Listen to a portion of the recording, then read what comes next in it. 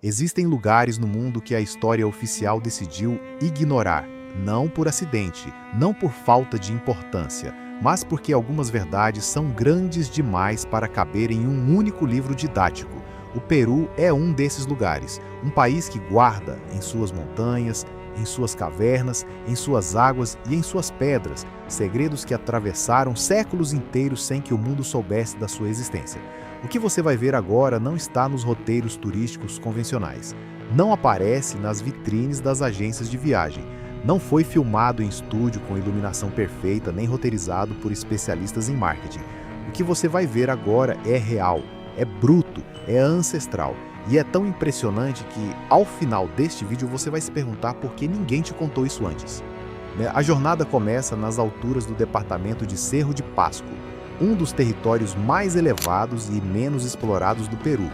Aqui o ar é escasso, o frio é constante e a paisagem parece pertencer a outro tempo. Talvez porque, de fato, pertença. Estamos a mais de 4.000 metros acima do nível do mar, num trecho do mundo onde a modernidade ainda não encontrou espaço para se instalar completamente, onde as pessoas ainda vivem em função da terra, dos animais e das estações do ano. A estrada que corta essas montanhas não é para qualquer um. Ela sobe, desce, dobra sobre si mesma como se estivesse testando a determinação de quem ousa percorrê-la. Nas encostas, cachoeiras despencam em quedas de mais de 20 metros, formando piscinas naturais de água cristalina que brilham como espelhos ao sol da manhã. A vegetação ao redor é densa, verde escura e úmida. O som da água preenchendo o ar é constante, quase hipnótico. Este é o caminho para Huaratambo, um povo mágico e incaico que serve de portal de entrada para um dos territórios mais misteriosos e menos conhecidos de todo esse continente americano. Daqui ainda restam aproximadamente 60 quilômetros até o destino final desta jornada. 60 quilômetros de paisagem selvagem, de história não contada, de segredos que aguardam há mais de 500 anos para ser revelados. Lá embaixo, ao longo do caminho, é possível ver pequenos grupos de camponeses colhendo batata nos vales. Eles trabalham em silêncio, com cavalos e mulas ao lado, da mesma forma que seus avós trabalhavam, que os avós dos seus avós trabalhavam. Não há nada de romantizado nisso. É simplesmente a realidade de quem vive nessas altitudes, uma vida construída sobre a base da resistência, da simplicidade e de um conhecimento profundo da terra que pisam. À medida que a estrada avança, o terreno vai se transformando. As paredes rochosas ao redor se erguem cada vez mais altas, formando um cânion natural, esculpido ao longo de milênios pela força do rio. A erosão das águas foi talhando as pedras com uma paciência que nenhum ser humano é capaz de imitar. E o resultado é uma passagem que parece construída deliberadamente, como se a própria natureza tivesse projetado uma entrada digna para o que está por vir. Nas encostas dessas montanhas, alpacas pastam em total liberdade. Seus corpos cobertos de lã densa se movem devagar, sem pressa, indiferentes à presença de estranhos. Ao redor, a paisagem é salpicada por plantas que só sobrevivem acima dos 4.000 metros.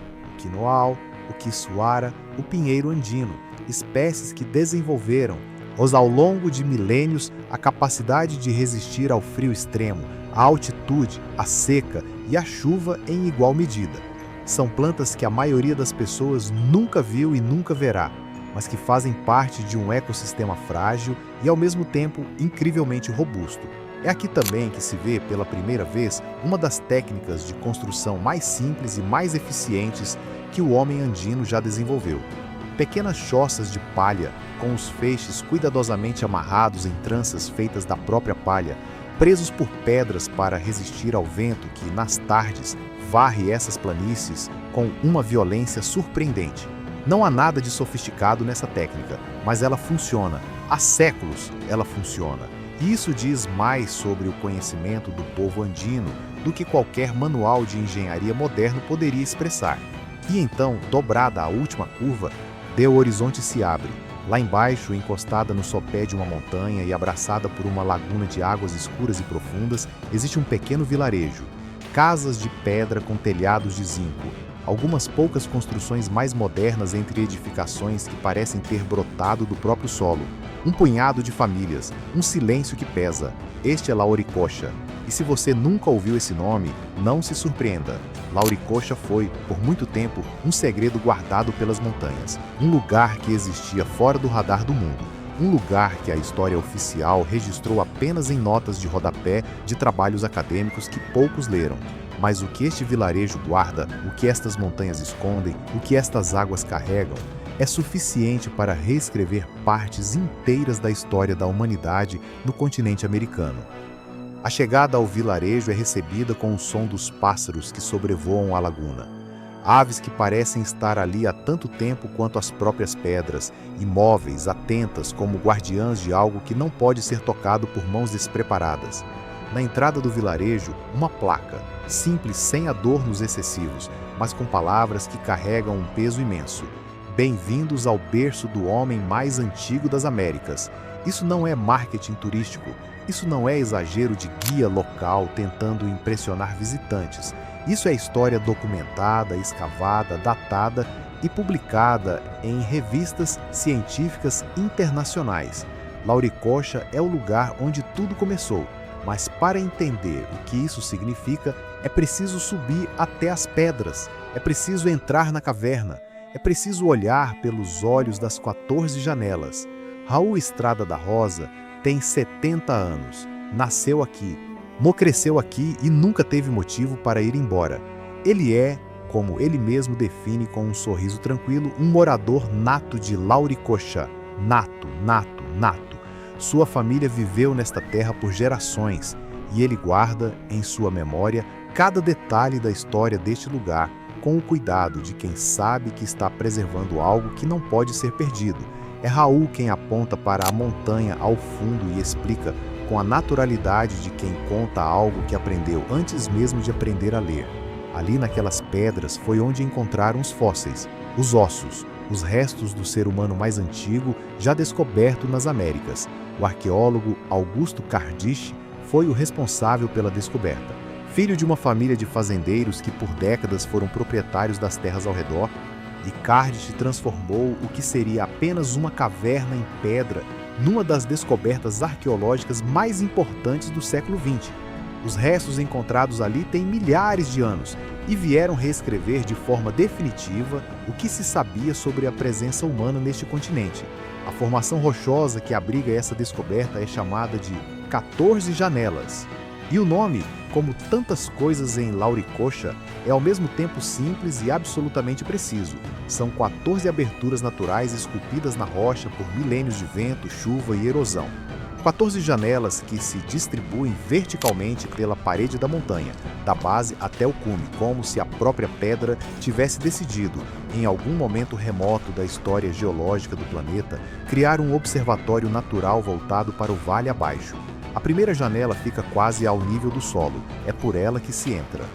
E entrar aqui não é uma metáfora, é literalmente se abaixar, estreitar os ombros, sentir o peso da rocha acima da cabeça e dar um passo para dentro de um mundo que existia muito antes de qualquer civilização que você estudou na escola. O corredor de entrada é úmido. As pedras transpiram água que filtra lentamente desde o topo da montanha, descendo pelas fissuras internas da rocha em fios quase invisíveis que se acumulam nas saliências e pingam com uma regularidade que lembra um relógio. No inverno, essa filtragem aumenta. A água desce em volumes maiores, formando pequenas cataratas internas que preenchem o silêncio da caverna com um som contínuo, suave, quase reverente. O musgo cobre cada superfície que a umidade alcança. Verde escuro, denso, macio ao toque. E ele transforma as paredes de pedra em algo que parece vivo, e de certa forma, está. Esse musgo é parte de um ecossistema que existe há muito mais tempo do que a presença humana neste lugar. Ele estava aqui antes dos primeiros caçadores que encontraram abrigo nestas pedras. Ele estará aqui muito depois que o último visitante moderno for embora. Ao avançar pelo interior da caverna, a luz do dia vai diminuindo gradualmente. Os olhos precisam de alguns segundos para se ajustar. E quando se ajustam, o que se vê é desconcertante. As paredes ao redor, apresentam superfícies que parecem trabalhadas, não de forma óbvia, não com a precisão de um cinzel e um martelo, mas com uma regularidade que vai além do que a natureza costuma produzir. Grandes seções da pedra estão desgastadas de forma quase uniforme, e como se mãos humanas tivessem polido a rocha ao longo de gerações, ou como se o uso constante deste espaço por séculos a fio tivesse deixado sua marca na própria estrutura da montanha. Se foi a chuva, o tempo e a erosão que produziram esse efeito, ou se existe ali a marca de uma ocupação humana prolongada e intensa, é algo que os arqueólogos ainda debatem. Mas o fato concreto, o fato que não admite debate, é que aqui dentro foram encontrados restos humanos com milhares de anos de antiguidade. Aqui dentro alguém viveu, alguém dormiu, alguém acendeu fogo, preparou alimentos, criou filhos e morreu. E os ossos desse alguém resistiram ao tempo de uma forma que pouquíssimos registros biológicos conseguem. Da terceira janela, acessível por uma subida íngreme de aproximadamente 30 a 35 metros desde a base, a paisagem se abre de uma forma que corta a respiração. Não apenas pela altitude, não apenas pelo esforço físico da subida, mas pela visão que se descortina do outro lado da abertura rochosa. Lá embaixo, como uma tela pintada à mão, está Lauricocha em toda a sua extensão. A laguna brilha sob o sol com um azul profundo, quase irreal. O rio que nasce aqui e vai se tornar, quilômetros adiante, o lendário Rio Maranhão, serpenteia pelo vale desenhando curvas suaves entre as pastagens.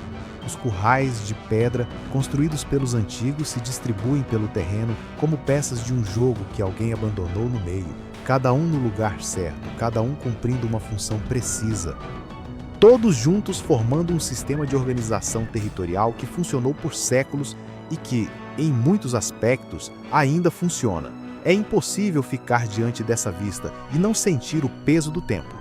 É impossível não pensar em quantas pessoas subiram por essas mesmas pedras, se debruçaram por essa mesma abertura, contemplaram esse mesmo horizonte com olhos que talvez tenham visto coisas que nós não conseguimos mais imaginar. A história aqui não é abstrata. Ela não está em um livro. Ela está na pedra embaixo dos pés, no vento que entra pela janela, no silêncio que se instala entre um pensamento e outro. As 14 janelas sobem até o cume da montanha. Da primeira até a 14ª, a subida é cada vez mais íngreme, cada vez mais exposta, cada vez mais desafiadora. Poucas pessoas chegam até a última, mas quem chega, segundo os moradores locais que conhecem cada pedra desse caminho de cor, é recompensado com uma vista que abrange quilômetros em todas as direções. Um panorama que provavelmente era usado em tempos antigos como ponto de observação e vigilância do território ao redor. Raul conta que, antigamente, o fundo da caverna era muito mais profundo do que é hoje. O acúmulo de sedimentos ao longo dos séculos foi gradualmente preenchendo o interior, reduzindo o espaço interno que um dia foi amplo o suficiente para abrigar pessoas em condições minimamente habitáveis. O que existe hoje é apenas uma fração do que existia quando os primeiros arqueólogos chegaram para iniciar as escavações. E o que havia antes disso, quando os primeiros habitantes americanos encontraram este abrigo, era um espaço imenso, profundo, protegido do frio e do vento. Foi ideal para quem precisava de um lugar para ficar no meio de um continente ainda selvagem e desconhecido. Saindo das 14 janelas e descendo de volta ao vale, a paisagem vai revelando outras camadas de história que Lauricocha guarda com a mesma descrição com que guardou seus mortos por milênios. O rio que corre pelo vale não é qualquer rio, é o Nascedouro do Maranhão, um dos maiores afluentes do Amazonas, um dos rios mais importantes de todo o continente sul-americano. A água que nasce aqui neste vale de pedra e névoa, a 4.000 metros de altitude, vai percorrer centenas de quilômetros até se juntar às águas do Amazonas e desaguar, eventualmente, no Oceano Atlântico. Cada gota que cai sobre essas montanhas começa aqui uma jornada que dura semanas e atravessa biomas inteiros. E sobre este rio específico, é no ponto exato onde ele ainda é jovem, ainda transparente, ainda carregando a pureza da altitude, existe uma construção que vai fazer você questionar tudo o que aprendeu sobre engenharia, sobre história e sobre o que os seres humanos eram capazes de fazer antes da era moderna. Uma ponte, Não a ponte que você está imaginando, não uma estrutura de aço e concreto com data de inauguração gravada em placa de bronze. Não uma obra de engenharia moderna projetada por computador e executada por maquinário pesado. Uma ponte de pedra, uma ponte construída há mais de 500 anos, possivelmente há mais de 700. Uma ponte pré-inca erguida por mãos que não tinham acesso a nenhuma das ferramentas que hoje consideramos indispensáveis para qualquer construção de porte e que, apesar de tudo isso, continua em pé. A ponte de Lauricocha tem aproximadamente 60 a 70 metros de comprimento e cerca de 2 metros de largura.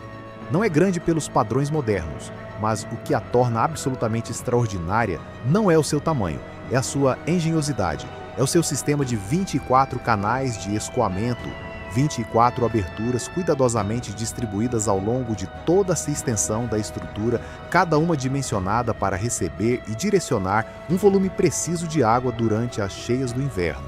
Esses canais não são meramente estéticos, não são apenas detalhes arquitetônicos. Eles são o coração funcional da ponte, a razão pela qual ela ainda existe enquanto estruturas muito mais recentes já desmoronaram. Em vez de tentar resistir à força da água, em vez de construir uma barreira sólida contra a qual a correnteza se chocaria com violência crescente, os construtores desta ponte entenderam algo que a engenharia hidráulica moderna levou séculos para formalizar. A água não deve ser bloqueada, deve ser guiada. Cada canal recebe uma parte do fluxo. Cada abertura alivia a pressão sobre as demais. O volume total da correnteza, mesmo nos períodos de cheia mais intensa, é distribuído de forma equilibrada por toda a sua estrutura, sem que nenhum ponto específico absorva uma carga desproporcional. O resultado é uma ponte que, paradoxalmente, fica mais estável quando o rio está mais cheio, porque é exatamente nesse momento que o sistema de canais trabalha em plena capacidade, distribuindo a energia da água de forma a neutralizar o impacto que, de outra forma, poderia ser destrutivo.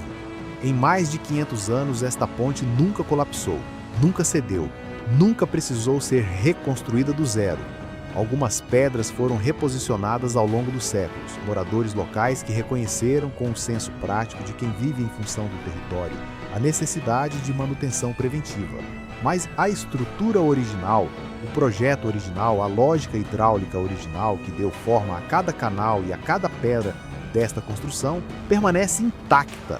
Enquanto isso, pontes modernas construídas nas últimas décadas com aço, concreto, projetos assistidos por computador e equipes de engenharia altamente especializadas racham, afundam, torcem e desmoronam em prazos que deveriam envergonhar qualquer engenheiro contemporâneo. Mas talvez o detalhe mais surpreendente desta ponte não seja sua durabilidade, e seja sua beleza. Nos pontos onde a água passa pelos canais com maior pressão, onde a velocidade do fluxo é mais intensa e a turbulência mais pronunciada, algo acontece que não tem nenhuma explicação técnica fácil. A água muda de cor. O que era completamente transparente, cristalino, tão límpido que era possível ver cada pedra do leito do rio a metros de profundidade, se transforma numa tonalidade turquesa intensa, um azul esverdeado, vibrante, quase luminoso, como se alguém tivesse derramado tinta no rio sem que ninguém visse. Metros à frente a cor desaparece, a água volta a ser transparente, como se a própria ponte tivesse, além de uma função estrutural, uma assinatura visual, como se quisesse marcar sua presença não apenas no mapa, mas na memória de quem a contempla. É uma das visões mais inusitadas e mais bonitas que Lauricocha tem a oferecer. E ela não está em nenhum guia turístico, não está em nenhum site de viagens, não tem hashtag nem filtro de Instagram que faça jus ao que é ver, ao vivo, aquela água turquesa emergindo do caos da correnteza com a calma de quem já viu tudo. Não muito longe dali, às margens do rio, existe outro segredo que Lauricocha guardou durante décadas com a mesma discrição com que guarda todos os seus tesouros. Um menino de 12 anos chamado Jeffrey, filho desta terra, neto desta memória, conhece cada pedra do lugar onde nasceu com a intimidade que só a infância vivida em liberdade é capaz de produzir. E é ele quem conduz até uma construção que à primeira vista parece apenas mais um conjunto de pedras velhas perdido entre a vegetação. Mas não é. É um moinho colonial. ou construído inteiramente de pedra, com arcos de formato quase trapezoidal e paredes que se encaixam com uma precisão que dispensou qualquer tipo de argamassa. As pedras foram escolhidas, trabalhadas e posicionadas de forma que o próprio peso de cada uma sustente as demais. Um princípio construtivo que os povos andinos dominaram séculos antes que os europeus chegassem com seus próprios métodos. O interior do moinho é surpreendentemente espaçoso. Um salão de pedra que ressoa com um eco suave quando se fala dentro dele. As paredes são cobertas por décadas de umidade e musgo. O teto, formado por pedras cuidadosamente dispostas em arco, sustenta seu próprio peso sem nenhum reforço adicional. Jeffrey explica, com a segurança de quem cresceu ouvindo essa história, como o moinho funcionava. Um tronco central com 6 aletas estava posicionado de forma que a água, canalizada por uma abertura específica na base da estrutura, atingisse as aletas com força suficiente para fazer o tronco girar. Esse movimento rotativo era transferido para uma pedra superior, pesada, que girava sobre uma pedra inferior e entre elas trituravam tudo o que fosse colocado ali. Grãos eram processados aqui, mas não apenas grãos, ouro, prata, cobre. Os 3 minerais mais valiosos extraídos das montanhas ao redor de Lauricocha passaram por este moinho. A força da água do rio, a mesma água que nasce nas neves do cume e desce serpenteando pelo vale, era usada para triturar e lavar o minério, separando o metal precioso do cascalho e da terra que o envolviam. Até 1980, este moinho funcionou. Quando os motores elétricos e as moendas industriais chegaram às cidades próximas, o velho moinho de pedra foi gradualmente abandonado, mas as paredes ficaram, os arcos ficaram, e nas pedras do interior, quando a luz de uma lanterna incide no ângulo certo sobre a superfície rochosa, algo acontece que arrepia, um brilho sutil, dourado, mas inconfundível. O pó dos minerais que foram processados aqui por décadas, talvez por mais de um século, impregnou a própria rocha. Ouro, prata e cobre deixaram sua marca molecular nas pedras que os trituraram. E essa marca, mesmo depois de décadas de abandono, mesmo depois de chuvas e invernos e do lento trabalho da umidade, ainda está lá, como uma assinatura, como uma prova, como se a pedra se recusasse a esquecer o que passou por ela. A laguna de Lauricocha não aparece em nenhuma das listas dos grandes lagos do Peru. Não tem o prestígio do Titicaca, não tem o apelo turístico de Huacachina, não tem campanhas de marketing financiadas por agências governamentais. Mas quem a vê pela primeira vez entende, sem que ninguém precise explicar nada, que está diante de algo que vai além do que qualquer superlativo consegue descrever. Ela começa onde o vilarejo termina. Suas águas partem da margem com uma calma que contrasta com a violência silenciosa das montanhas ao redor. Montanhas que a cercam em todos os lados como uma muralha natural construída não para proteger, mas para guardar. Para manter dentro o que não deve sair, para manter fora o que ainda não está pronto para entrar. A cor da água muda conforme o ângulo da luz. De manhã, ou quando o sol ainda está baixo e os picos ao redor projetam sombras longas sobre a superfície, a laguna é quase negra, profunda, densa e impenetrável. No meio do dia, quando o sol atinge o zênite e a luz desce verticalmente, ela se transforma num azul intenso que parece impossível para uma massa d'água em altitude. E no final da tarde, quando as nuvens começam a se acumular sobre os picos e a luz se fragmenta em tonalidades que vão do dourado ao violeta, a laguna se torna um espelho imperfeito que reflete não apenas o céu, mas algo que parece estar além do céu. Ninguém sabe ao certo até onde ela vai. O que se sabe é que avança montanha adentro por pelo menos 7 quilômetros. 7 quilômetros de água fria e profunda que se estendem por entre picos e vales, que a maioria dos mapas nem registra. De relatos de moradores mais antigos que dizem ter remado por horas sem encontrar o fim. Há histórias de pescadores que afirmam que em certos pontos a sonda não encontra fundo. Se são relatos precisos ou se carregam o peso poético que as comunidades andinas costumam dar às suas histórias é difícil dizer. Mas o fato de que ninguém conseguiu ainda mapear completamente a extensão desta laguna diz muito sobre o quanto Lauricocha ainda tem para revelar. Às suas margens, uma atividade que começou timidamente há poucos anos vai, aos poucos, transformando a relação desta comunidade com o futuro. A piscicultura chegou a Lauricocha não como uma imposição externa, não como um projeto governamental executado por técnicos que vieram de fora e foram embora depois de instalar os equipamentos. Nos chegou da mesma forma que tudo chega a lugares como este, devagar, testada pela experiência, ajustada pela necessidade, construída com o que havia disponível. As jaulas flutuantes que pousam sobre a superfície da laguna são artesanais em cada detalhe. 8 cilindros metálicos cheios de ar, dispostos em 2 fileiras paralelas, sustentam uma estrutura de madeira sobre a qual é fixada uma malha fina. Os cilindros funcionam como flutuadores. O ar que contém os mantém na superfície enquanto suportam o peso da madeira, da malha e dos milhares de peixes que crescem dentro da jaula. A parte inferior da malha desce até a profundidade, criando uma piscina submersa de aproximadamente 5 metros quadrados, onde as truchas se desenvolvem em condições que imitam, dentro do possível, o ambiente natural do rio. Não há nada de industrial nisso. Não há automatização, não há sensores de temperatura, não há sistema de alimentação programado. Há pessoas que conhecem a laguna, que conhecem as truchas, que sabem quando a água está na temperatura certa e quando está fria demais, que reconhecem pelo comportamento dos peixes se algo está errado, que aprenderam na prática, no erro, na observação paciente, tudo o que precisam saber para fazer essa atividade funcionar. Uma única jaula dessas pode abrigar até 5.000 alevinos, as truchas jovens com entre 6 e 10 centímetros, no início do ciclo de criação. Quando chegam ao tamanho comercial, com 20 centímetros ou mais, o número cai para aproximadamente 3.000 por jaula. Não porque os peixes morram, mas porque crescem, e peixes maiores precisam de mais espaço, mais oxigênio, mais movimento. As truchas de Lauricocha não são apenas um produto comercial, são o prato bandeira da comunidade.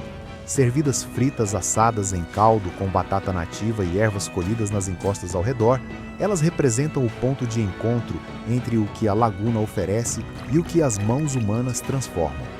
Em setembro, durante a semana turística, centenas de pessoas vêm de regiões vizinhas especificamente para provar essas truchas, e poucos saem sem concordar que há algo na água desta laguna, na altitude, no frio, na lentidão com que tudo aqui acontece, que produz um sabor que não se encontra em lugar nenhum. Mas a relação de Lauricocha com a água vai muito além da pesca e da laguna. Afastando-se um pouco do vilarejo em direção às encostas mais úmidas, o terreno muda de forma sutil, mas significativa. O solo fica mais macio. Os passos afundam levemente a cada pisada. A vegetação rasa ao redor parece mais verde, mais densa, mais viva.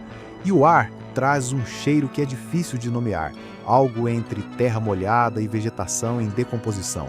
Um cheiro orgânico e primordial que remete a alguma memória profunda que talvez nem seja individual, mas coletiva. Isso é um bofedal. A palavra não tem uma tradução perfeita para nenhuma outra língua porque o conceito que ela descreve é específico do ecossistema andino. Um bofedal é uma área úmida de altitude onde o solo armazena quantidades enormes de água em suas camadas mais profundas, não em reservatórios visíveis, não em lagoas ou charcos, mas nas próprias raízes das plantas e na estrutura porosa do solo que se formou ao longo de milênios de acumulação orgânica.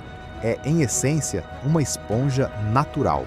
Faz uma esponja do tamanho de um campo, capaz de absorver as chuvas torrenciais do verão andino e liberá-las lentamente ao longo de toda a estação seca. São os bofedais que garantem que os rios desta região nunca sequem completamente. São eles que mantêm os riachuelos correndo mesmo nos meses sem chuva, que sustentam a vegetação das encostas durante o período seco, que alimentam continuamente as lagunilas e charcos que puntam a paisagem.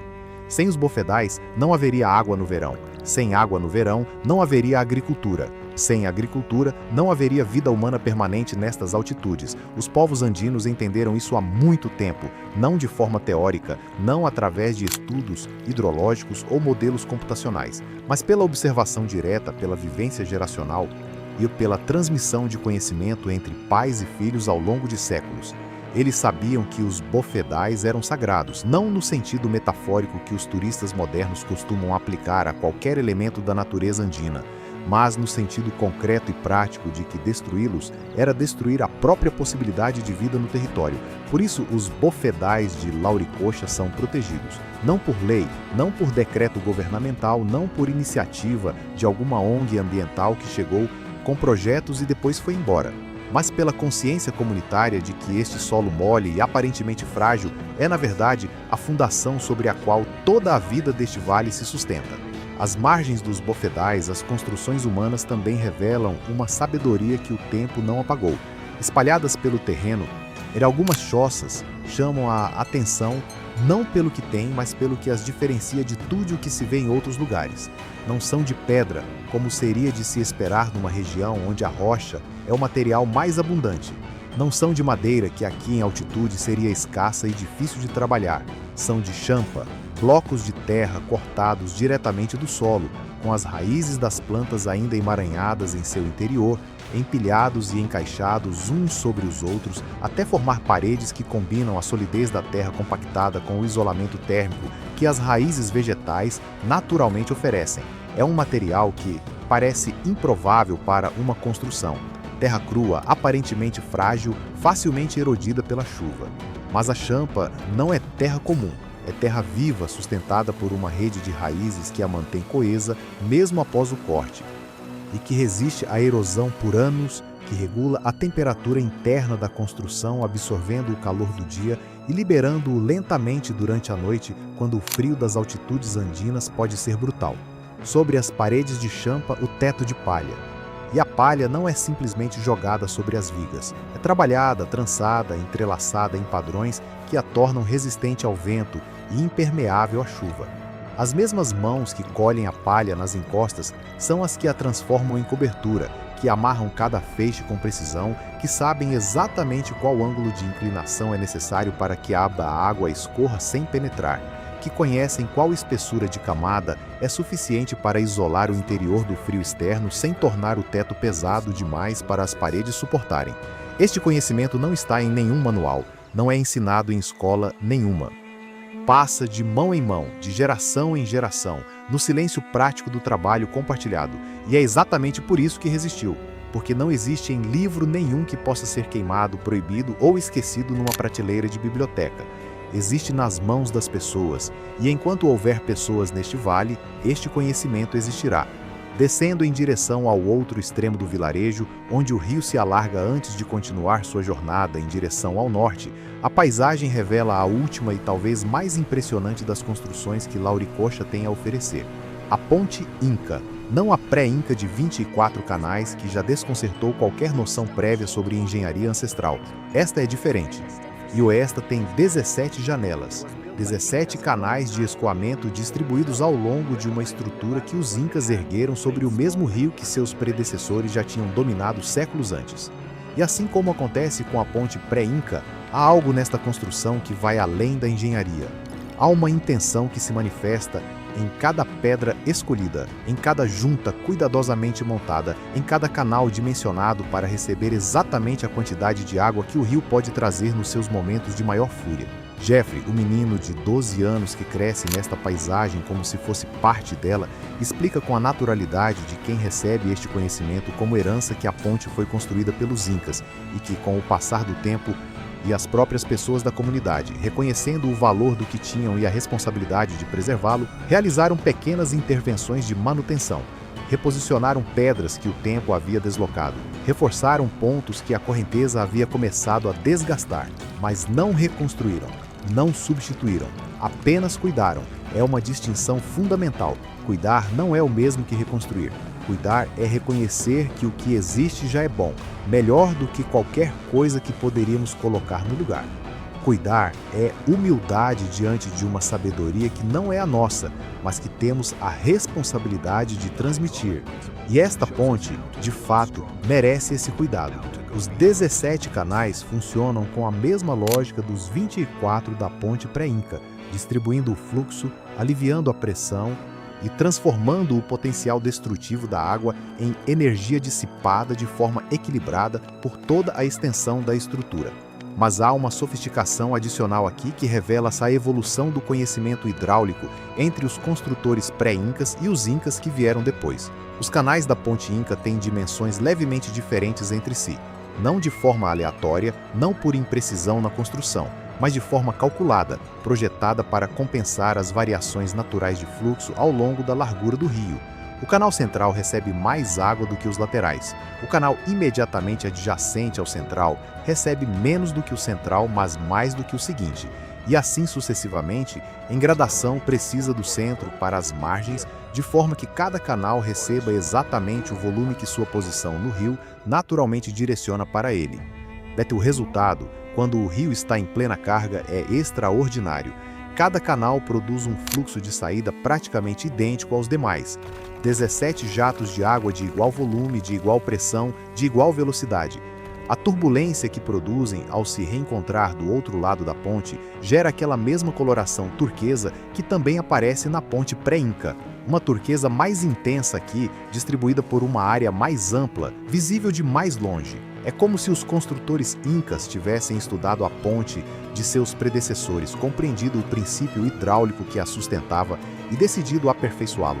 Não abandonar o que funcionava, mas entender por que funcionava e usá-lo como base para ir além. Esta é a lógica que sustenta toda a civilização andina, não a ruptura com o passado, mas o diálogo permanente com ele. Não a substituição do antigo pelo novo, mas a absorção do antigo no novo, de forma que cada geração não começa do zero, mas começa de onde a anterior parou. E pessoas ainda cruzam por essa ponte hoje. Em 2026, com mais de 500 anos de existência, este caminho de pedra sobre o rio ainda serve ao mesmo propósito para o qual foi construído. Moradores locais passam por ela com seus rebanhos, crianças correm sobre ela sem dar a isso nenhuma importância especial, porque para elas esta ponte sempre existiu e sempre existirá. É tão natural quanto as montanhas ao redor, tão permanente quanto a laguna ao fundo. É talvez o detalhe mais poderoso de tudo o que Lauricocha tem para oferecer. Não o fato de que a ponte ainda existe, embora isso já seja extraordinário, mas o fato de que ela ainda é usada, que não foi transformada em monumento, até não foi cercada por grades, não foi coberta por plaquinhas explicativas e transformada em atração turística a ser contemplada de longe. Ela continua sendo o que sempre foi, uma ferramenta, um caminho, uma solução prática para um problema prático, executada com uma elegância que transcende completamente o funcional e entra em algo que só pode ser chamado de arte. Há uma frase que os moradores mais velhos de Lauricocha costumam repetir quando alguém pergunta como é possível que construções tão antigas resistam tão bem ao tempo. Eles dizem com a simplicidade de quem não está tentando impressionar ninguém, porque foi feito para durar. Parece óbvio, parece quase banal, mas há uma profundidade nessa frase que vai muito além do que as palavras sugerem à primeira vista. Fazer algo para durar não é o mesmo que fazer algo resistente. A resistência é uma propriedade material. Você escolhe os materiais certos, aplica as técnicas corretas e obtém um resultado que suporta determinadas cargas por determinado tempo. Fazer algo para durar é uma intenção filosófica. É projetar não para o presente, não para a própria geração, não para os filhos ou os netos, mas para um futuro que você não verá e que não poderá nem imaginar completamente. Os construtores destas pontes, desta caverna, deste moinho, destas choças de champa, não estavam pensando em turistas que viriam séculos depois com câmeras e celulares. Estavam pensando em pessoas, em seres humanos que viriam depois deles e que teriam as mesmas necessidades, os mesmos desafios, a mesma relação fundamental com a água, com o frio, com a altitude, com a necessidade de cruzar o rio, de abrigar os animais, de processar os grãos e o de encontrar proteção nas pedras. E estavam certos. As necessidades mudaram menos do que se imagina. O rio ainda precisa ser cruzado, o grão ainda precisa ser processado, o frio ainda precisa ser vencido. E as pedras que eles escolheram, posicionaram e encaixaram com mãos, que não tinham nada além de conhecimento e intenção, ainda estão lá para atender essas necessidades. Lauricocha não é um museu a céu aberto, não é um parque temático da civilização andina, não é uma atração turística esperando para ser monetizada, é um lugar vivo, ferido pela falta de infraestrutura, desafiado pelo isolamento, pressionado pela migração dos jovens em direção às cidades, mas vivo, resistente, teimosamente presente. o diretor da escola local, uma instituição que atende aproximadamente 70 estudantes entre o ensino fundamental e médio, e num lugar onde 70 estudantes representam uma parcela significativa de toda a população, fala sobre Lauricocha com o orgulho contido de quem carrega uma responsabilidade que sente profundamente, mas não precisa verbalizar em excesso. Ele sabe o que tem, sabe o que representa, sabe que cada criança que passa pela escola está recebendo não apenas educação formal, mas uma herança, uma identidade construída sobre camadas de história que poucos lugares no mundo podem igualar. E faz o convite que deveria ter sido feito há décadas, mas que ninguém fez porque poucos sabiam que havia algo aqui para ser convidado a ver. Venham! Em setembro, durante a semana turística, entre os dias 20 e 25, Lauricocha abre suas portas, que nunca foram fechadas, mas que o mundo não tinha encontrado ainda. Há comida, há canoagem na laguna, há danças, e há histórias que só existem aqui.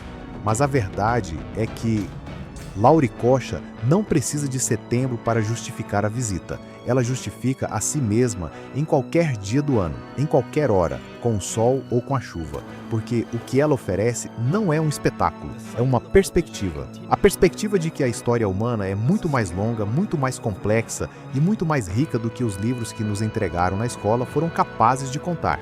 A perspectiva de que existiram povos, antes dos Incas, antes dos espanhóis, antes de qualquer conquista ou colonização, que entenderam coisas sobre água, pedra, território e tempo que nós ainda estamos aprendendo a compreender.